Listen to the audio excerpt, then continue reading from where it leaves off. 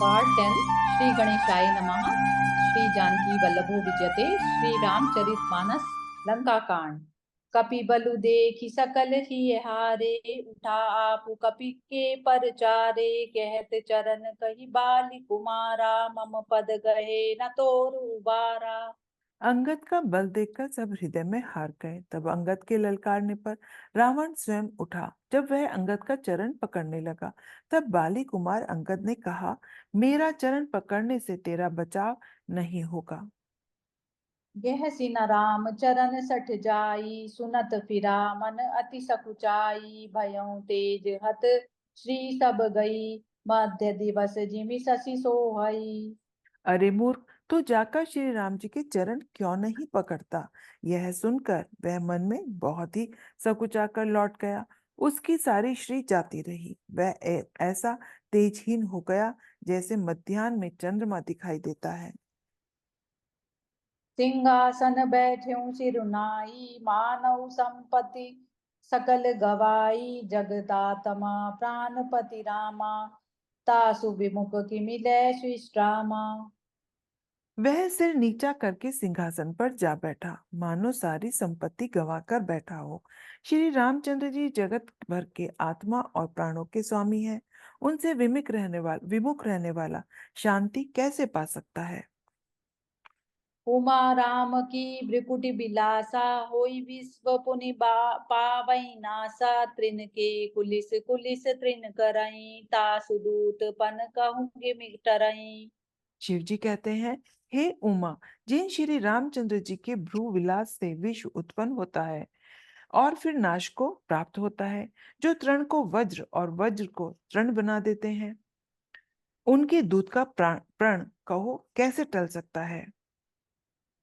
पुनि कपि कही नीति बिति नाना, मान न ताई कालु नियराना, रिपु मद मति प्रभु सुज सुनायो, यह कही चल्यो बाली निप जायो। फिर अंगद ने अनेकों प्रकार से नीति कही, पर रावण ने नहीं माना, क्योंकि उसका काल निकट आ गया था। शत्रु के गर्व को चूर करके अंगद ने उसको प्रभु श्री रामचंद्र जी का सुयश सुनाया, और फिर वह राजा बाली का पुत्र यह कहकर चल दिया। हथऊ न खेत खिलाई खिलाई, तो ही अबही का करऊं बड़ाई, प्रथमई तासु तने कपि मारा, सो सुनि रावण भयउ दुखारा।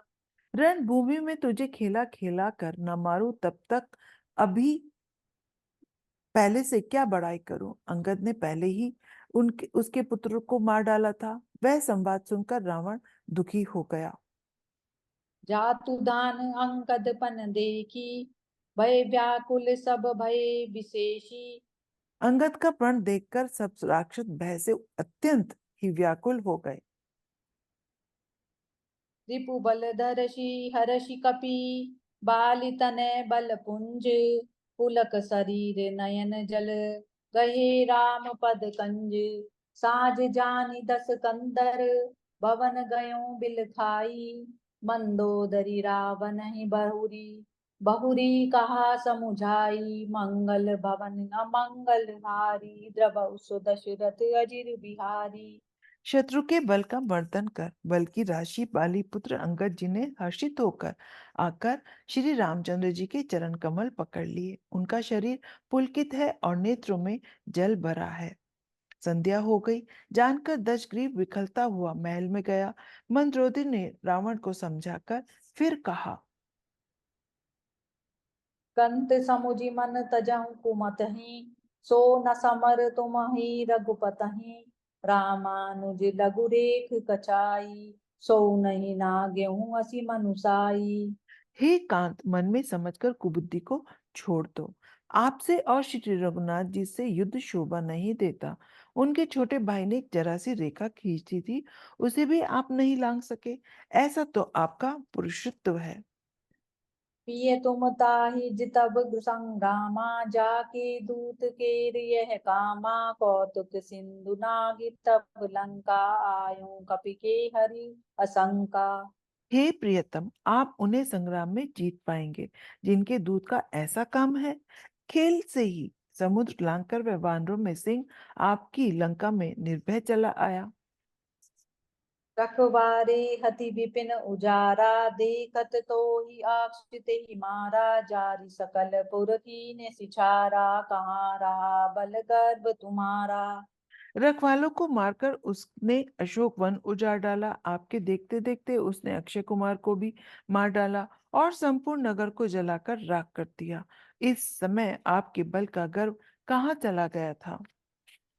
अब पति मृषा गाल जनि मारहु, मोर कहा कछु हृदय विचारहु, पति रघुपति नृपति जनि मानहु, अग जगन्नाथ अतुल बल जानहु। अब हे स्वामी, झूठ गाल न मारिए, मेरे कहने पर हृदय में कुछ विचार कर कीजिए।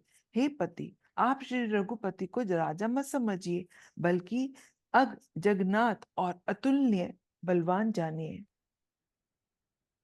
बान प्रताप जान मारीचा, तासु कहा नहीं मानहि नीचा, जनक सभा अगणित भूपाला, रहे तुमऊ बल अतुल विशाला।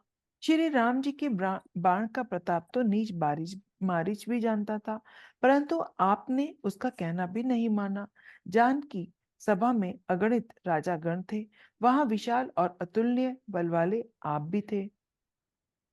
भंजी धनुष जानकी बिहाई, तब संग्राम जितेहु गिन ताही, सुरपति सुत जानेऊ बल थोरा, राखा जियत आँखि गई फोरा।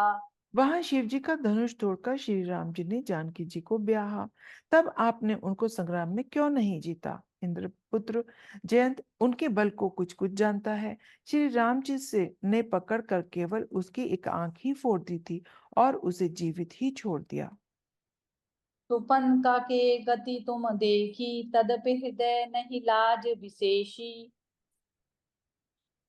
शूर्पणखा की दशा तो आपने देख ही ली, तो भी आपके हृदय में विशेष लज्जा नहीं आती।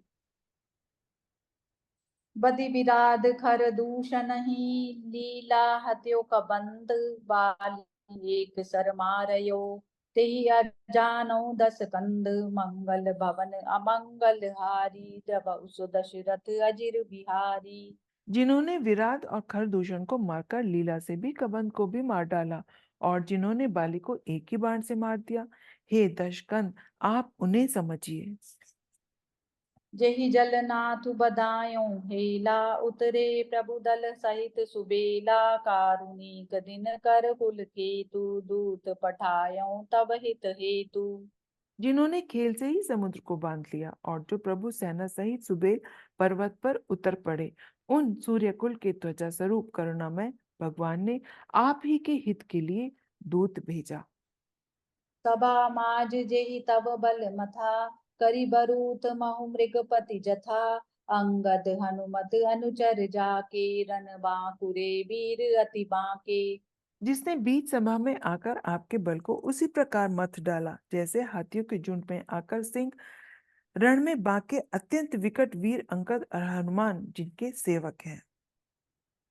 तेहि कहूँ पिय पुनि पुनि नर कहऊँ, मुदा मान ममता मद भयऊँ, अहाँ कंत कृत राम विरोधा, काल विबस मन उपज न बोधा।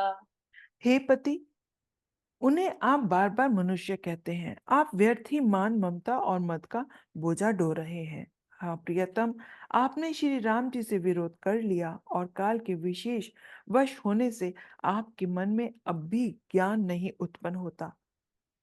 कालु दंड गही काहू न मारा, हरै धर्म बल बुद्धि विचारा, निकट कालु जेहि आवत साई, तेहि भ्रम होई तुम्हारी नाई।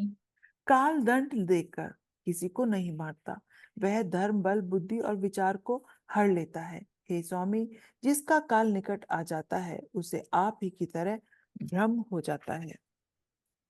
दुई सुत मार्यों दह्यों पुर, अजौं पूर पिय देहु, कृपा सिंधु रघुनाथ भजी, नाथ बिमल जसु लेहु, मंगल भवन अमंगल हारी, द्रवहु सु दशरथ अजिर बिहारी।